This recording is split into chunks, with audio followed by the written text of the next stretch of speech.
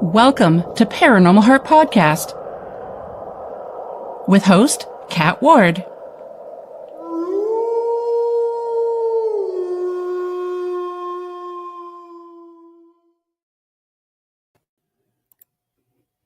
Hello, my haunted hearts. Welcome to Paranormal Heart Podcast Halloween edition.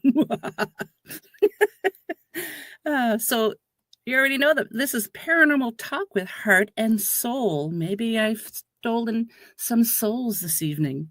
Tonight's segment is pre-recorded, streaming on United Public Radio Network 107.7 New Orleans and 105.3 the Gulf Coast, YouTube, and any place you find your favorite spooky podcasts. Welcome to a night where the veil grows thin. Tonight, on the High Strangeness Halloween edition, we journey into the shadows of the unexplained. So lock your doors, dim your lights, and join me and my special ghouls as we step into the world where reality twists, the paranormal awakens, and Halloween isn't just a date on the calendar. It's a portal to the unknown. So please help me welcome Andrea. She is Keeper of the Shadows. We also have Lorianne, Watcher Between Worlds, and Angela, Seer of the Hidden. So, welcome, ladies. Happy Halloween! Happy Halloween! Happy Halloween! Happy Samhain! Whatever you celebrate. Thank you so much for being here, ladies. We were supposed to have a few other people. We're supposed to have another team on, but like I mentioned to some of you before, that when you have if you have more than 2 or 3 people, it's so hard to get everybody's schedules to coincide. So I'm happy that you 3 were able to make it. Thank you. Thanks for having us. Thanks for having us. And those hosers have to come back another time, eh? I know, right? So Andrea is dressed up as a Canadian, eh? Although she is Canadian, but no doubt about it.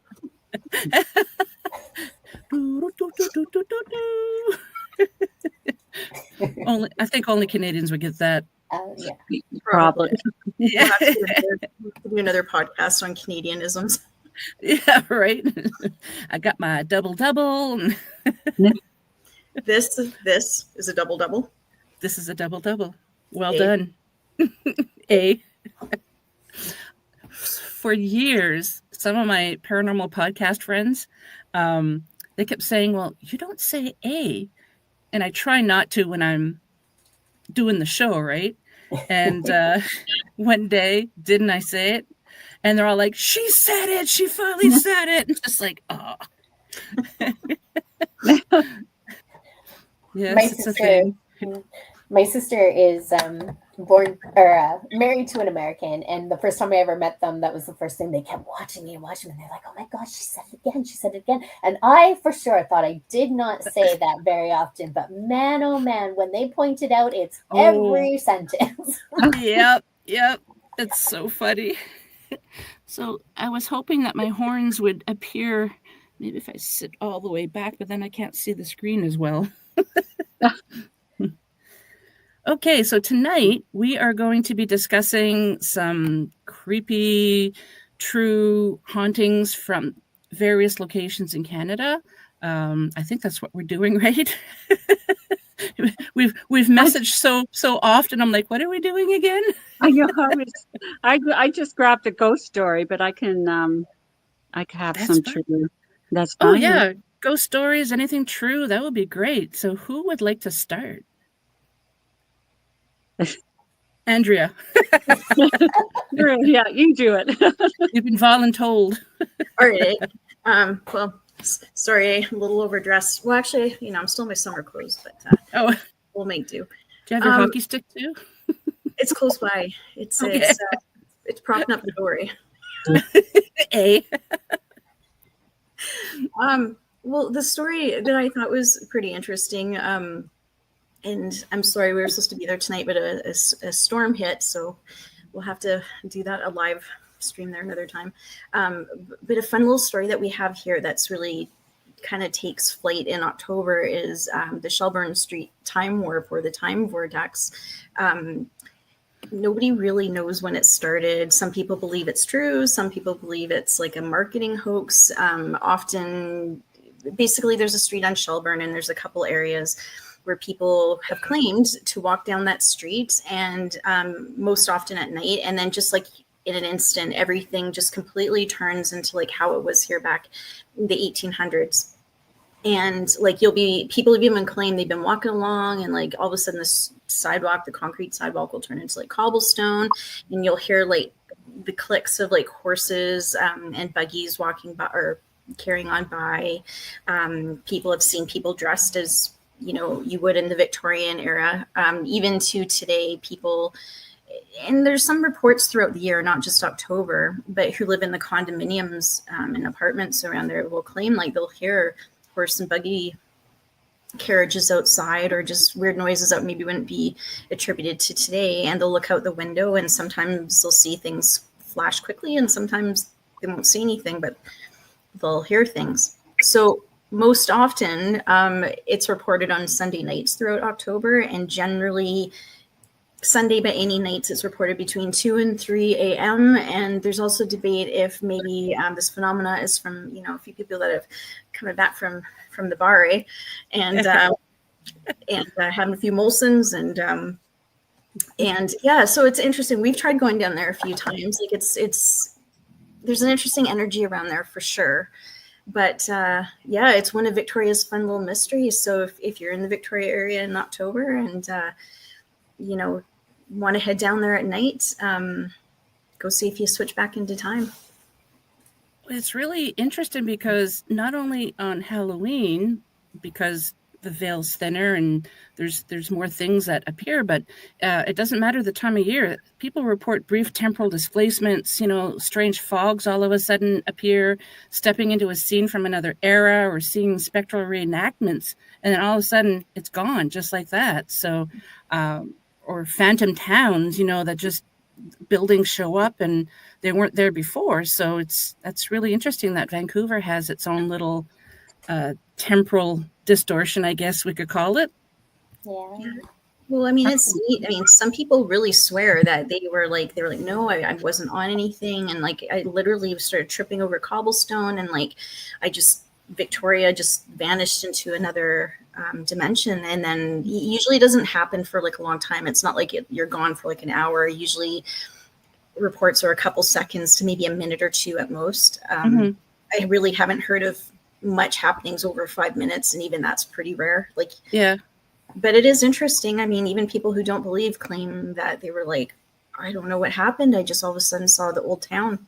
So I had a similar instance here in the little town that I live in a few years ago. I was driving on this long road that leads to Highway 17, and I was getting ready to go on the highway. So as I'm approaching the intersection, because we're in this part of Ontario, it's so strange. When we first moved from New Brunswick, I was like, what do you mean the highway has traffic lights? Because they kind of go through the towns. It's just so strange. But I'm approaching the intersection, and just for a split second, maybe it's more, just maybe 5 seconds, I'm driving, and all of a sudden the highway's not there. The trees are all like, there's more trees than there should have been, and there's just the one road that I'm driving on, and I didn't see vehicles. It was like horse and buggies, and all my mouth would just kind of like, my chin just dropped, and I'm looking around, and inside my head I'm like, what the, and then back to normal. I've never had that happen before or since. It was the coolest thing, but I didn't get stuck there. Yeah. it's interesting. Because then I'd have to leave a letter for 2025 at this particular address and say, you know, sorry, I'm going to be late for tea. yeah. Right. It's wild. And the interesting thing about here though is like it is in an older part of Victoria, so what people are seeing is very likely what would have been at those times, like, you know, like the farmlands and like the edge of Victoria, and you know, but it is neat that it's on one stretch of a main road like Shelburne Street. But it's around two different areas, like Pear Street and a little bit towards Fort Street. I forgot the crossroad now. But that area, there's a whole bunch of like war memorial trees that were planted. We thought they were oak trees, but Angela found out that they were not and corrected us. We thank her for that. But yeah, it's this beautiful stretch, but that also, like, that time frame wouldn't have matched the 1800s. So yeah, it's interesting. Like, there's a lot of history around these areas, but it's just a bit wild. Do you think it's residual or is it intelligent? Do you have any thoughts on it?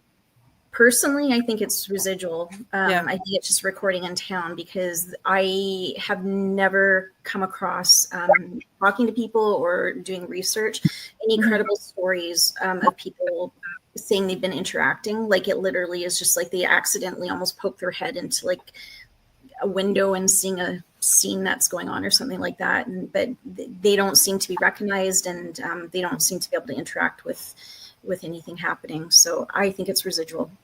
Yeah, it sounds like it, but you know more about it than I do, and I wanted to know what your take was on it. Wow, that's Angela amazing. might have some thoughts on it too, because I know she's pretty well versed in that story. Yeah. Yeah, well, that story is really interesting. It's yeah, the fact that you can go down a road and just be in a different time. It's amazing to me. That's pretty wild. Mm-hmm. Yeah, it's so intriguing but scary at the same time, because could a person actually get lost in that time and never come back to their own timeline? Makes That you would be wonder. terrifying. Yeah, I would not like that. makes me wonder how many people that go missing and they say they just disappeared. We don't know where they went. I wonder if it's something like that happened. I mean, we don't know for sure, but it's possible. Well, could very well be. And I know people claim that when this happens, they notice that their phones are no longer working, whether it's like they can't take photos, they can't make phone calls, like there's no reception. So it would be hard, if that's true, how would you be found if you got just sucked in? So that would make sense, because if they're in that timeline, then you didn't have the cell tower. So of course your cell's not going to work. Yeah. So, wow, so many things to speculate, and it's creepy cool. So if we disappear, we're kind of where to find us. Yeah. Yeah. It's interesting to think that, there's so many people that disappear without a trace, and yet, their items are still left somewhere, or, a boat has been left, completely empty and it's still floating and so forth. So I wonder if that all plays into it too. There's a place in New Brunswick when we lived there. My husband, for his first posting, we were 2 hours away from where we were actually from, and we used to take one of the side roads, and there was always this abandoned house back in the field. So one day my husband's like, I have to go check that out. So he went and he peered in the windows, and he said, like, we've never ever seen anybody live there.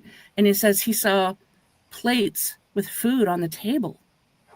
Oh. And it's just like, all of a sudden they just like, what? I don't know if they suddenly had to leave for a valid reason, or if it was something that was more spooky. Like, we don't know. But it was kind of like, he's like, that is really odd. The plates are on the table with food. Obviously, it's decomposed and gross, but yeah. It is bizarre. Oh, it's getting hot in my igloo here, I tell you. It's getting hot, eh?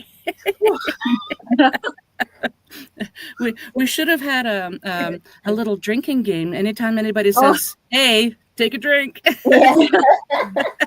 That would have been perfect. I don't think we would have been able to finish the episode. No, I would have been up for 5 minutes. Yeah. Too funny. Who would like to go next?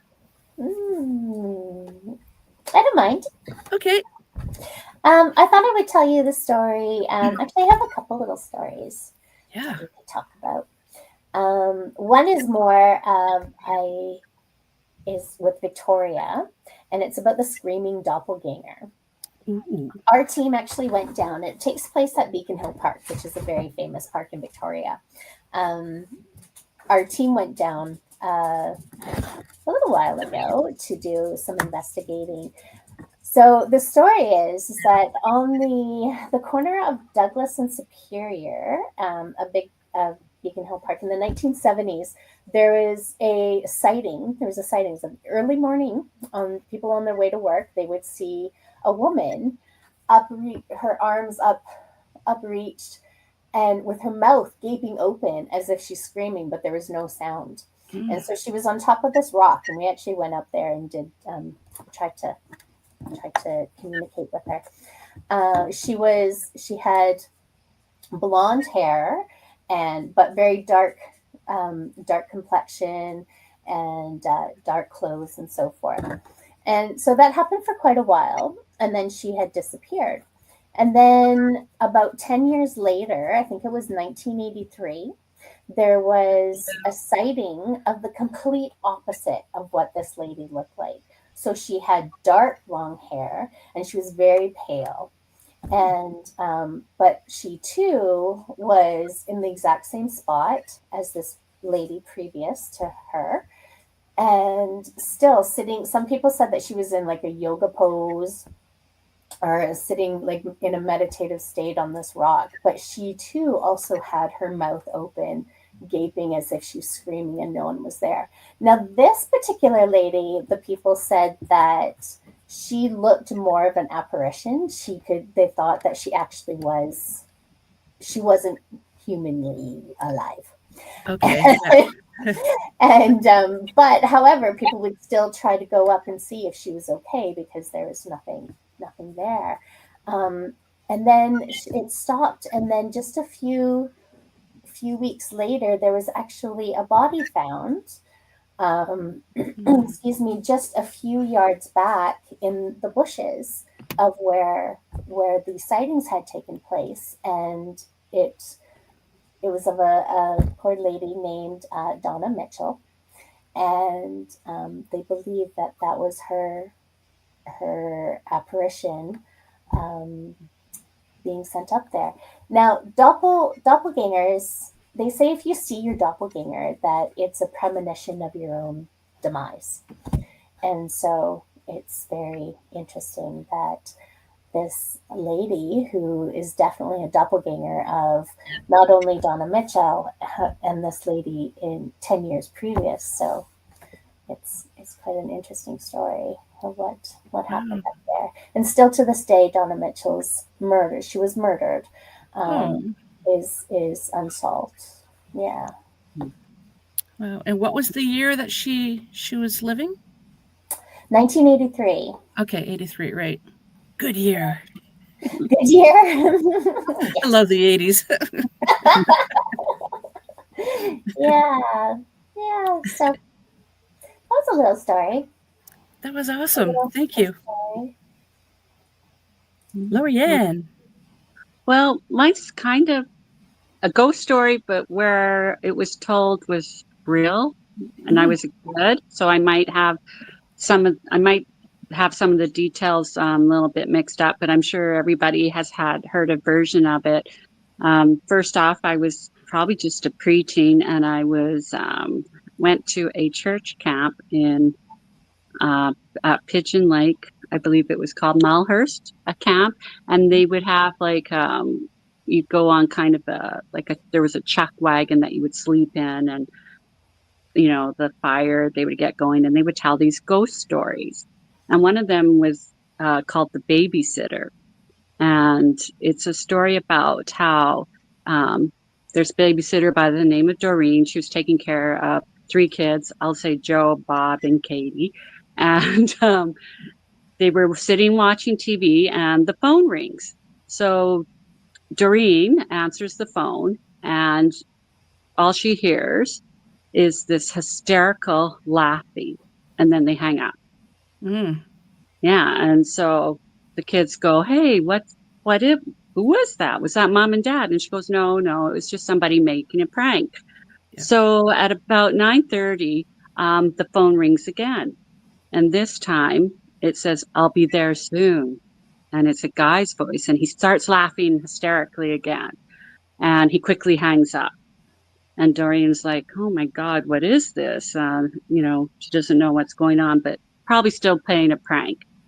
So at 10 p.m., the phone rings again. But this time, the youngest, Katie, picks up and goes, hello.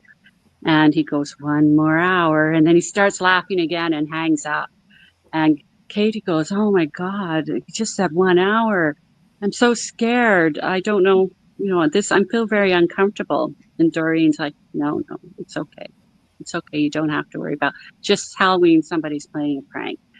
So at about 10:30, the phone rings again, and Doreen picks it up again. This time and before she can even say hello, it says, pretty soon now.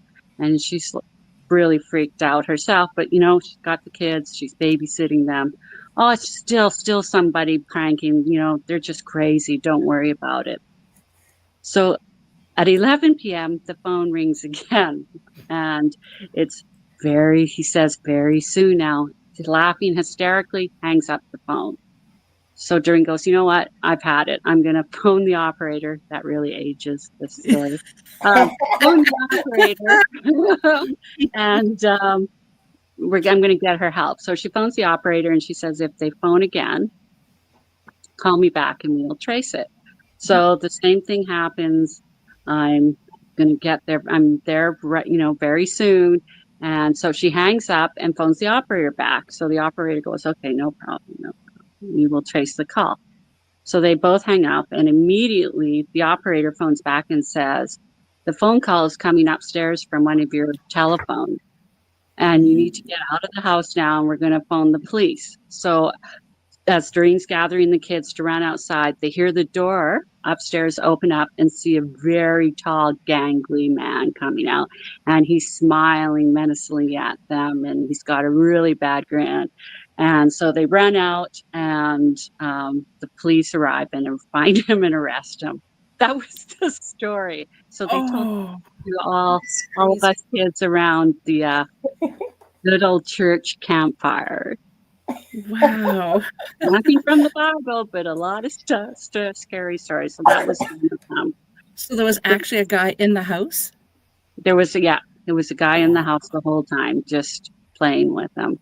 But I know there's lots of versions of it because I've heard other versions, but that was the one I was most familiar with. And I remember growing up, we used to, if my mom wanted to make a long distance call, she would have to, because it was free after midnight. So she would call the operator to say, could you give me the correct time, please? But we used to have multiple phones in the house, and I can't remember what it was, but you could pick up the phone and dial a number. I can't remember how many digits, and it would actually make the other phones ring in the house. So that's probably what he was doing. Oh, definitely. Like I said, when you said, the story is totally aged, like I said, because the phone operator, but you really would phone the police or whatever. But yeah, you could totally, do that back then. Wow. Yeah. Now, not so much. No. I don't know, with all those gadgets and stuff now, you remember, maybe it was about 30 years ago, kind of when those kind of watches and everything were coming out that you could change the TVs and stuff like that. Well, I think we were all around 16. I remember one of my friends had got one of those and was the kind of the cool guy because he had all the gadgets. And maybe this isn't the best story to tell, but my dad had just passed away, and so he thought it was a funny idea. So we're all sitting around TV, and then he starts changing the channels and got my friend's parents in on the trick or the joke to turn the lights on and off, and all of a sudden the TV pops up with 666 666, and everybody starts screaming, being like, Andrew, your dad's back from the dead, and everybody started running. Oh my god, that's terrible. Oh jeez. It's funny now, but at the time, that was the closest I've ever needed to change my pants because it wasn't cool. I'll say that much. I remember as a teenager, I had my friends over and we were watching horror movies, and my mom went out the back door, walked to the front, and we had a porch, and we had the living room window was open, but when you open the window, it leads to the porch. So, and it was completely enclosed. So my mom just kind of went right through the window, like, bah! Like, and everybody, one friend ran out the front door. It's just like, I feel like you and I are must be close in age, because my mom, she didn't do that, but every Friday night in Calgary at midnight, they have like Frankenstein movies and all these really horrific movies on. My mom would be like, okay, grab your blankets. We're going to go watch it on TV. And we would be scared crapless. And it was the same. And she would do these crazy things. And she thought it was A-okay. That's funny. My mom had a big ghetto blaster, and it's so funny. We had a cassette tape. Yes, kids, cassette tapes. Google it. So it was a haunted sound, people screaming, just Halloween stuff. So this father, what's that? I miss those. I know, right? So father's coming up the driveway with his two kids, and my mom plays it. The father ran to the end of the driveway, didn't even grab his kids. Like, scared the crap out of them. And it was just like, oh man, the kids are looking at their father going, like, what are you doing? Like, you're embarrassing me. The kids were fine, but the father, not so much. No. Gee. Good old days. Yeah. Oh, I have to mention another time too. Oh my God. So the Halloweens at home. So we used to find the biggest pumpkins we could find, and we would carve it and put it on the front. Well, every year somebody would come along and smash it. So one time my dad thought, okay, I'm going to put an alarm underneath, so when you move the pumpkin, it goes off. It's like, okay. So we're laying in bed, and you can hear the alarm go off, and then it stops. And we're like, okay, the trap worked. So later on, we hear the sound again, and then it stops. So the next morning, Dad goes to check it. They left the pumpkin, but they brought the alarm with them. So my dad always said, I wonder if that kid, whoever it was, had the alarm with him in his house going, I can't let it go off because, I left the pumpkin and took the siren. It was just like, what? Oh my goodness.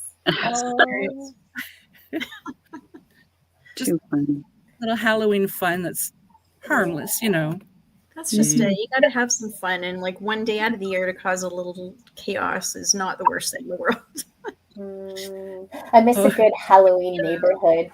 We lived in military housing, and for a while, a long time ago, and it was the quintessential Halloween movie with kids flying everywhere, but back and forth on the streets. It was so great. We used to decorate our front yard so much. Our house was like just complete. I remember my ex-husband, we had these matching ghost outfits, and he would sit in the front yard. It was so busy with kids that you didn't have a chance to close the door. There was no such thing as closing the door. You basically sat outside. So he would sit off in the corner, and he would all pretend that, he was a statue or something. And man, did he scare so many people, and mostly the adults. It was always the adults who freaked out the most. All the kids knew, but all the adults were like, oh my God, just jumping as soon as he would just do anything. But so funny. I love Halloween. My son, so when my kids were 3 and 5, we went trick-or-treating. We were living on the base too in the PMQs, and one of the houses, instead of going to the front door, they had a little maze in their backyard, and then they had a big tent, and that's where you got your candy. So people have fight or flight. Yep. Yeah. Well, were they that old, or were they? No, I think they were like 5 and 7, so they were a little older. So my son, he's walking, and I guess the guy that lives at that PMQ, he had it looked like grave mounds, right? Well, and they had like the zombies and stuff coming out. Well, one of them was actually him. So when my son walked by, he grabbed his ankle, he hauled off and kicked him right in the head. And then he realized, oh my God. And I'm like, are you okay? He goes, yeah, I didn't think that I didn't think that really well, so I don't think I'll be doing that next year. But I was just like, no, seriously, are you okay? And he thought it was hilarious, so they gave him extra candy. It's like 5 years old and he's fighting the zombies. That's my boy. Good. That's some pretty impressive kid. Start them early. At least you know who has your back now when if there is a Yeah. zombie. Yep. So I wanted to mention, hang on, I have one here. Where is it now? Something that a legend in Niagara Falls, Ontario called the Screaming Tunnel. Apparently, it's one of Canada's most famous haunted locations, and its story, it's both tragic and eerie. So the legend is the tunnel is a limestone passageway built in the late 1800s as part of a small railway project.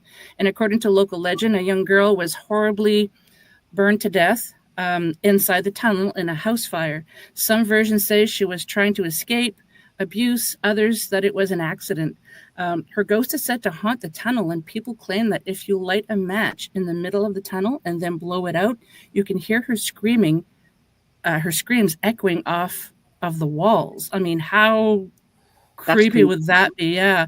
So apparently some paranormal activity that people have reported, auditory phenomena, many visitors report hearing screams, moans, crying, especially at night. There's cold spots. Sudden drops in temperature have been reported even on warm days. Apparitions, some claim to see a shadowy figure of a girl at the far end of the tunnel or fleeting images in the corner of their eyes. That's always a big one, seeing things in the corner of your eyes. And equipment readings, paranormal investigators using EMF detectors, which is electronic, I can't remember what it's called. Help. EMF. Electronic Electrical. We're all like, blah, blah, blah. Electromagnetic field. Thank you. Yes. Thank you. Oh my God. Yeah. And I'm gonna use them every weekend. You all need some double, ladies. Might need a little bit more than double in there. We'll get some yeah. There's also thermal cameras have occasionally reported unusual spikes and cold spots inside the tunnel. So the article that I was reading says, why is it high strangeness? The tunnel isn't just haunted by one type of phenomena. Visitors report auditory, visual, and environmental anomalies. Oh, Lord. Simultaneously, so like all at the same time. And it's a classic example of a location where folklore, tragic history, and paranormal reports converge. Wow. And it makes it ideal for Halloween storytelling, such as tonight. Oh. So apparently, it's located near Niagara Falls, Ontario, off a back road near Port Robinson. Apparently, it's accessible to the public, but best visited at night for a truly spooky experience. They actually have paranormal tours often there too, so that's kind of cool too. Yeah, that is a neat story, but I mean, like, you got to think the intensity of that energy, like that poor kid, like just being trapped in that energy and that torture and all of that. Just curious, like, do you know if anybody's ever tried to kind of help release her? I don't know. I wasn't able to find anything about that. I'd like to think, since at least one paranormal team has been there, I'm hoping that somebody tried to help her cross over. Yeah, gosh, that would be intense though to check that story out. But I've also heard that some locations like that, they don't want anyone getting rid of the entities that are there, because it's such a crowd, not pleaser, but it draws in the crowds to go see what it is. So I've heard that, not this location, but I've heard at some locations, whoever owns or runs whatever, if it's a house or whatever, they don't want the entity to cross over. And I'm thinking, well, that's kind of cruel, because they still want to keep the ambiance, you know. But I think that's cruel, but I'm hoping. It's interesting to think too about how stuff like that kind of messes up the whole grand scheme of things. If we believe in past lives, are they missing what they were supposed to be doing transferring over to a past life, or I don't know, all these things pop into my head, but it makes you wonder about like what effect that really has on this existence we're in, right? Yep. Mm. Yeah. Like, are they still there because they're trying to tell people what actually happened, and they want their murderer to be found, for example, or like it's hard to tell, hard to say what's going on, but It's almost like the doppelganger. Mm. Yeah. It's always been suspected. They feel like she was there because they found her later after she was seen. So, wow. Mhm. It's interesting too, because I've noticed that story is getting more popular again. Like more people are talking about it, and there seems to be more sightings. And well, yeah. it's 40 years. Well, now it's 42 years. So 2023. Wow. It's 40 Yeah. years. I think we were there in 2023 too. I think it was 2020. Yeah, 2 years ago. I think you're right. Yeah. Do you think it could also be like more of a residual with the screaming tunnel as That's what opposed to, it being a ghost that's hanging out, trying to find conflict resolution? Yeah. I kind of Um, think it is, just from what I've read, but I mm, haven't actually been there to look, mm, like to delve deeper into the lore, the myth, whatever the story. But from the little bit that I was able to find, it kind of sounds like it is residual. I mean, that much emotion is, of course, going to be saturated on the walls, especially it's limestone. yeah. Wonder if it could be a bit both, because you made a comment Hmm. about how when people do the matches or whatnot, there's a reaction to that. So I wonder if it could be both. That's right. Yeah. Totally forgot about that part. Yeah. Because I believe in that anyways. Like I believe when people always seem to draw a line. Is it residual or is it like an intelligent haunting? But I think sometimes why couldn't it be both? You know what I mean? Like Yeah, it could be residual. She's going about what she was doing before, and all of a sudden somebody likes to match, and she kind of snaps out of it and realizes, oh, and maybe she becomes like it's not residual anymore. That's interesting. So Yeah. that's why I like to have like a group thing. You think of things that somebody else might not think of. oh God, you need to have a phone call with me at 2-3 o'clock in the morning. Any of you do, then you'll be like, oh, Andrea, like. See, I always personally wonder, because a lot of this stuff is repetitive. I guess that's why I always think of it a residual, and not necessarily it is a haunting, but it is residual because of the repetitive, and that's Yeah, sort of, I don't know. I'm just thinking out loud on your that's okay. podcast. That's fine. I mean, because the match could be a trigger, and maybe Mhm. that's what. Yeah, yeah. It's just, sorry, I'm thinking That's okay. about it. That's Yeah, what we're here for. that's awesome, though. That's a really good story. I forgot all about that one. There is a lot of great stories across Canada. Like I think we're undervalued, and it's about how haunted Canada really is. And it's not even just with hauntings. Like we have so many genres of the paranormal here, and Mhm. I don't know. I guess we don't talk about it enough, but we do. Like if anybody's interested in any area of the paranormal, whether it's Bigfoot, cryptozoology, spirits, UFOs, like whatever you're looking for, you will find it somewhere in Canada. Yep. Or really all throughout Canada. Bigfoot, Dogman, there's Ogopogo in BC, there's Champion at Lake Champlain, or so many. And like I was telling Angela before we started recording, before you all popped in, the United States have a lot of paracons, and I'm really jealous. We don't have a lot here in Canada. I really wish we had it, but I think because if we could bring more, how could I put that? Kind of have like a paranormal tourism, I guess you could call it, and visit these places. Yeah, I great. think It's pretty big in Victoria. I know, like John Adams has made it very famous, Yeah. and Angie and I just went to a thing the other night with John Adams at the Royal Theatre, telling stories about all the ghosts of theaters across Canada, but mainly ours. That was amazing, though, wouldn't you say? Like just being in that haunted building with like all the theatrics and the storytelling, like it was really wonderful. I really enjoyed it. I really liked it. Yeah, it was fun. Yeah. I'm actually going to a place in Smith Falls outside of about half an hour from Ottawa. A friend of mine, she's having this thing where she's going to this old theater and she sold tickets. A friend of mine and I are going, and she's going to be doing table tipping and stuff like that. I've never done that before, so I'm super excited to go to that on November 1st.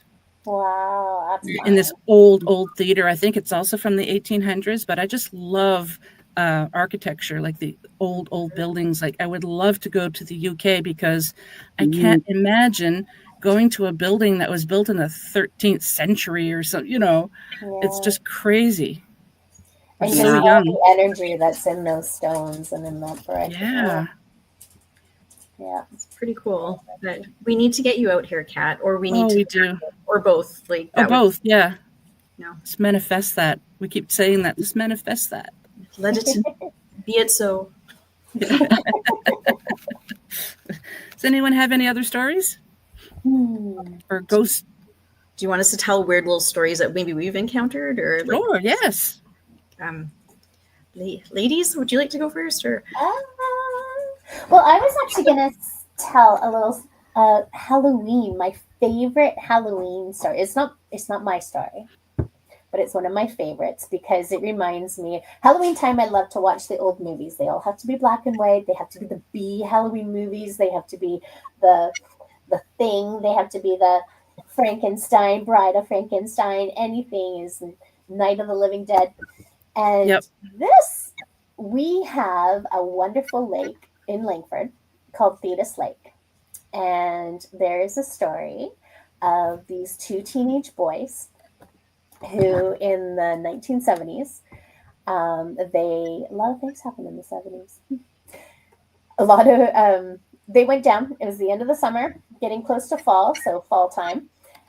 They wanted to spend the day at the beach at Thetis Lake. So they got down there. They took their snacks and their sodas and pops, and they rushed down to the lake and they swam out, and they were all excited because there was two groups of girls out there. So they were, doing the girl thing, watching the girls. The girls were watching them. So they were goofing around and having a great time.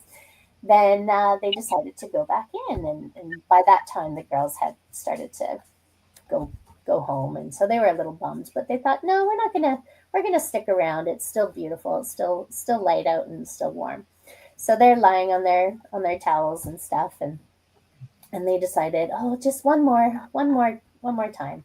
So they started to go out, and they noticed these bubbles started to form in the calm lake. The lake was really calm and flat, and these bubbles started to form underneath. And the one boy just was looking out, and he saw this humanoid head emerge from the water, and thought, oh my God, what is this? And by the time he looked back, his friend was just turned around and saw it, and the friend said, just run. And so this humanoid thing that looked like the creature from the Black Lagoon got out. He had scaly fish, scaly skin, and long, scaly, sharp hands. And I guess he just ran after these boys, and the boys just took off out of the water. But one of them tripped and fell, and I guess the creature had slashed his hand, and he got up and he ran to the car, and they went away. And so that was the last of that. And however, they did go to the RCMP and report it. And then one gentleman, a few days later had said, "Oh, that must have been my lizard. My lizard got out." And they're like, "No, that's not quite a lizard." And then there was another report. Another man had seen the exact same thing, and he was a fisherman on the lake, and he said that the creature came up and started running towards him as he was running out, heading towards for his car. And he was so scared, he jumped in his car and he just heard this slash and he drove off. By the time he got to the highway away from the lake, he stopped and he got out and he looked out, and sure enough, there was this slash down the side of his car with a silver scale. And so that's our little stories, our little Halloween stories from the Thetis Lake monster. That is wild, and I've never heard that story before. I love it. Tell it No, again. oh Tell it again, yeah. No, it's true. It's true. It's these boys, 1970, 72, have found there's a creature in Thetis Lake. As soon as you said the bubbles in the water, I all of a sudden thought of Creature from the Black Lagoon. Right? That's why we had to say it. That's why we had to do it, because that's my Halloween. Yeah. And we had it right here at Thetis Lake. That's cool. Yeah. Good story. That was my story. Thank you. Yeah, that was a great story. Now you have to get the team to go and investigate it. I know we should. Yeah, that's good. Anyone else, Lorianne? Well, I guess it's sort of a personal ghost story, I guess.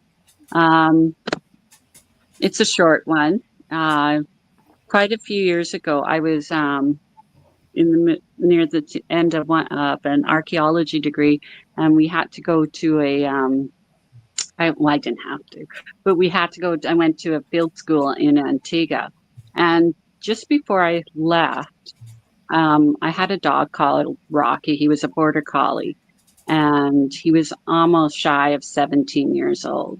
Wow. And, yeah, he was pretty.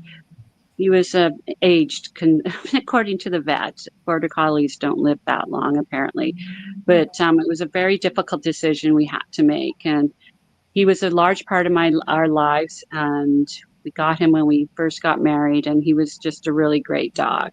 And our cats who grew up around him also thought they were dog cats as well. Yeah. So it really impacted the whole family. But it was a few days before I had to go on this trip. So I flew to Antigua to do the archaeology field school. And honestly, I didn't know what the heck I was doing down there, or why am I taking archaeology in the first place?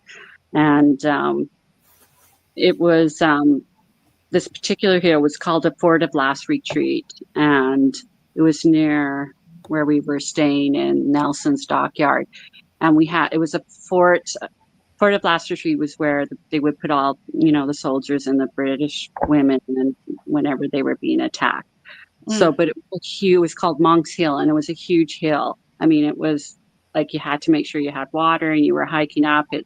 Antigua's very hot and humid, and I'm just being totally miserable and going, what am I doing here? And as I mentioned earlier, and so I'm looking around, and then I look down below me, like to my left, and there's my dog walking beside me and looking up at me. And there was another girl who was with me. She goes, "That's weird. Why is that dog with you?"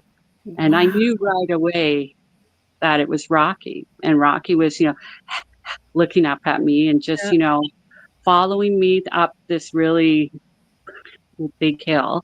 He just was with me. And then as I was making it towards the top, he was running in and out of the forest around us and looking at me like he was encouraging, and just kept looking at me like he always did.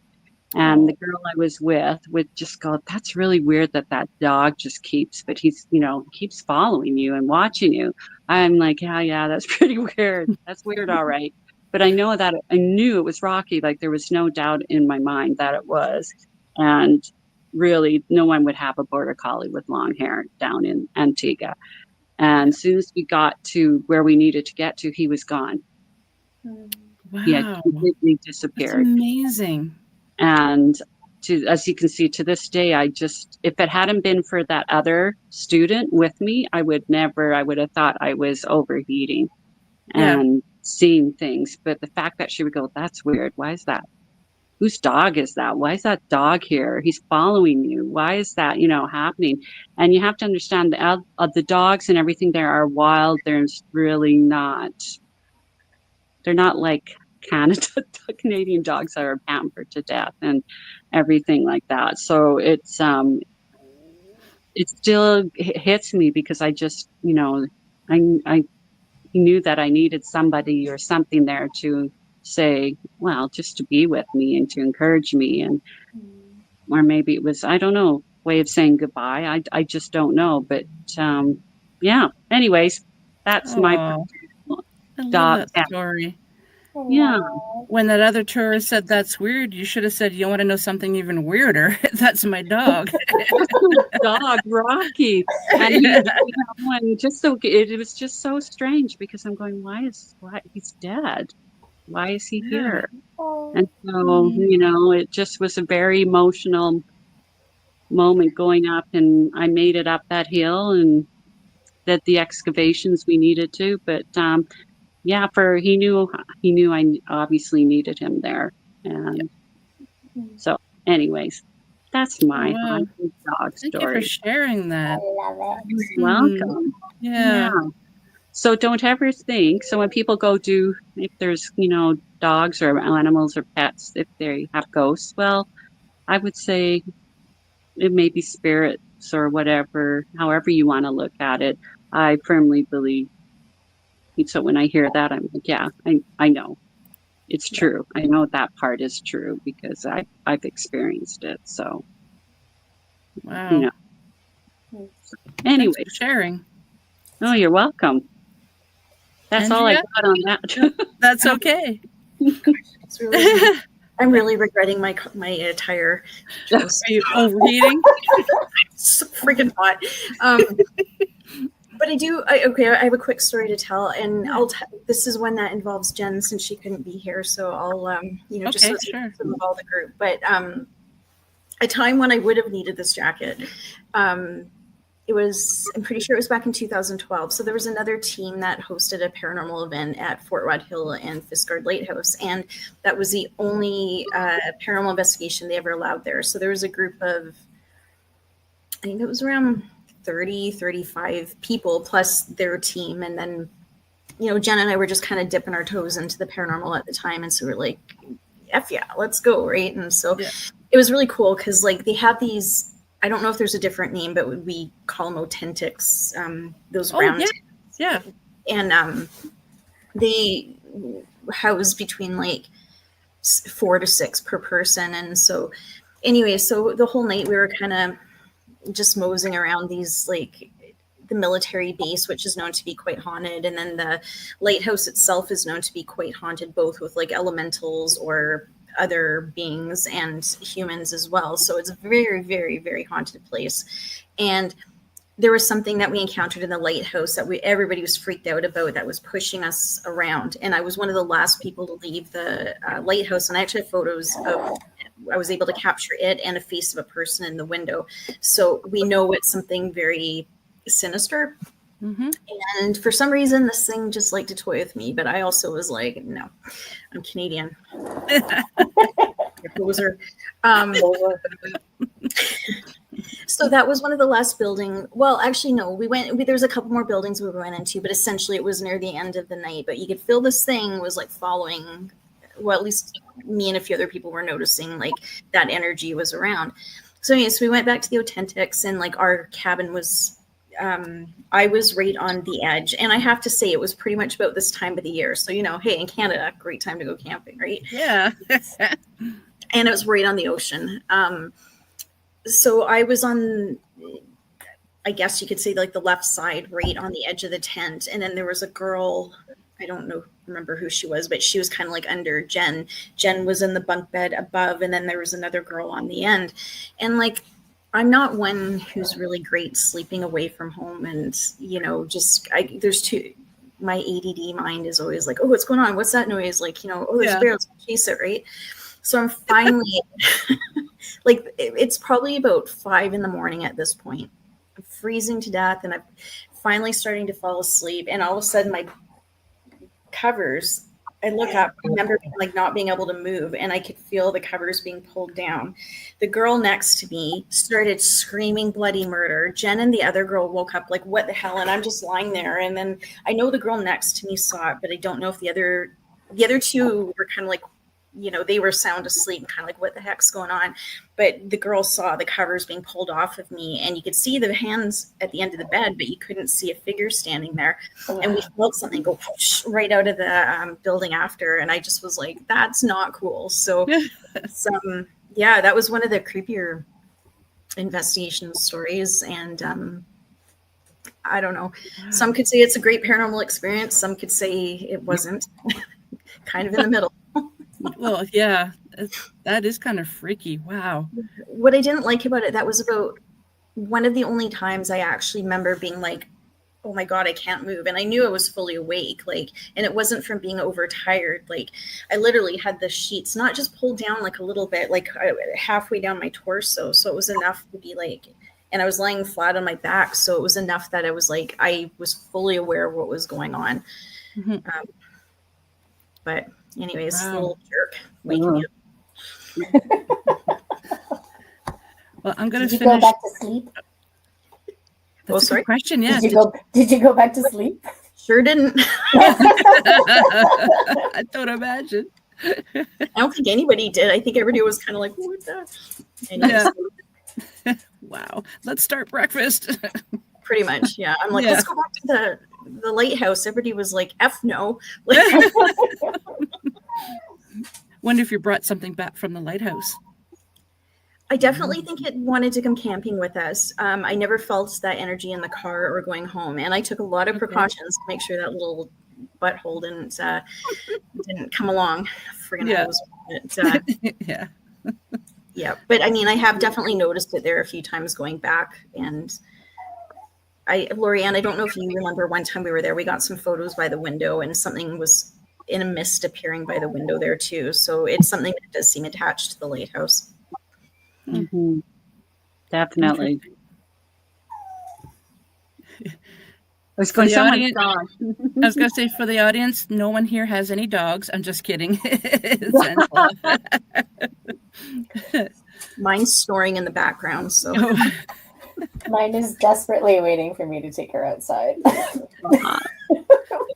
So we have just a couple minutes left. I thought I'd finish off with one of my experiences. I know some listeners have heard this before. I've mentioned it on the show before. When we moved to Alberta a few years ago, the house that we purchased, we were only the second family to have lived in the house. So young couple bought it. They had their family, she grew old. She was a widow, but her husband was still in the house, and he was in spirit form. My daughter knew he was there as well, and I'm laying in bed. So above it was a very, very old house. Like there was carpet on carpet in the bathroom. I'm glad I had one of those carpet steam cleaners, because that bathroom probably hadn't been that carpet probably wasn't that clean since it was first purchased, because they had boys, and well, we all know, right? So it's just like, oh. Anyway, so very old house. Loved it. It's not that old, but anyways, not like the 1800s. So above the closet doors, there was these great big cupboards, and it had, in order to open it, you had to really pull on it, and then to close it, you kind of had to push it in. So there's no way that it's opening by itself. My husband's snoring, sound asleep next to me, and I'm laying there going, so when are you going to show yourself to me? And all of a sudden I hear, and I look up, and one of the cupboard doors is open. Oh. I just smiled and said, okay, thank you. And I went right to sleep. I was just like, this is like, that was the coolest. I didn't have to get rid of him. I told him, as long as you behave, you can stay.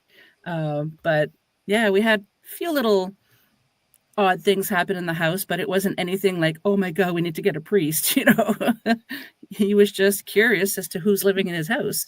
Yeah. But yeah, so that's my story. Oh, wow. Well, ladies, thank you so very much for being on here. I really appreciate you sharing the Halloween time with myself and the audience. If one of you or all of you, I don't know, would like to say the name of your team and how they can find you. Yeah. Well, thanks. First of all, thanks for having us on. Like we love your show. We love being on it. So we Thank really you. appreciate the opportunity. But yeah, if anybody'd like to find us, we're Unearthing Shadows Paranormal, and pretty much you can find us under YouTube, Instagram, TikTok. I think that's all we have right now. Just pretty much Unearthing Shadows Paranormal. The girls, they have their own accounts as well. Pretty much if you search USP _ their names, you'll be able to find them, and I'll let them take it from there. Okay. Lorianne? I'm only have Instagram is my main professional account. It's USP _ Lorianne _ researcher. You can find me there. That's the only really active social media I have with Unearthing Shadows Paranormal. Okay. Well, thanks for Angela? having me and us all together. It was fun. We just It missed was her fun. again. I know. Next time. Next time. Yeah, I'm on Instagram, USP _ Angela Moran. And yeah, thank you. Thanks a lot. Awesome. Well, thank you so much. Yeah, I really like this. An hour just flies by when you're telling stories. Yeah. So I'm going to say my farewells to the audience, and if you guys can hang tight for a couple of minutes, we'll just chat for a little bit. And thank you so very much again. Thank you. Thank you. Happy Halloween, everyone. Happy Halloween. Happy Halloween. Well, folks, that's another episode. I hope you enjoyed it as much as I enjoyed talking to them. So a huge thank you to my special guest tonight and to you, my wonderful audience, for tuning in. I also want to thank UPRN 107.7 New Orleans and 105.3 the Gulf Coast for carrying the show. And if you enjoyed tonight's episode, please like, share, subscribe, and comment. It truly does mean the world to me. And if you'd like a little piece of paranormal heart to call your own, you can grab some podcast swag, like a mug. Like I always say every episode, if you're watching the video, this is what the mug looks like. Just send me an email at paranormalheart13@gmail.com. Even if it's just to say, hello, how are you doing? What's the weather like in your area? Just send me an email. So until we meet again, take care of yourselves and each other. Sending you so much love, and be safe on Halloween. Goodbye.